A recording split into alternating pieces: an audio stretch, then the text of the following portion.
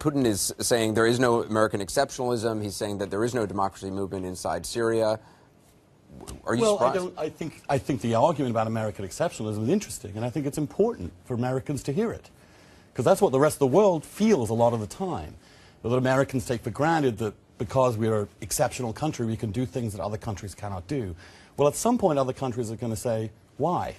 What gave you the right to do all this stuff? And so in that sense, I think the op-ed is kind of refreshing in the sense that it reminds us of what the rest of the world sees when they see America. Even though America is doing it for good reasons and with good intentions, I think there is a...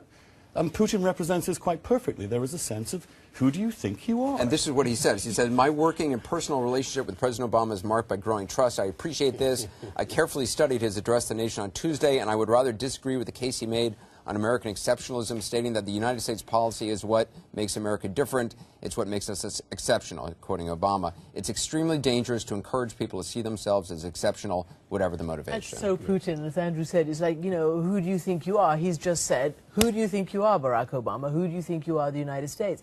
And this is so Putin right now. He just has these really poisonous relations with the United States. And it hasn't always been like that. Remember good old Boris Yeltsin? I mean, he was a Russian president who the U.S. could work with, and they did in Bosnia and Kosovo and elsewhere. I thought the really interesting slip in this op-ed, in a way, was his identification with Stalin. He thought of Russia. He didn't see the great breach between the Soviet Union and democratic Russia that Yeltsin did.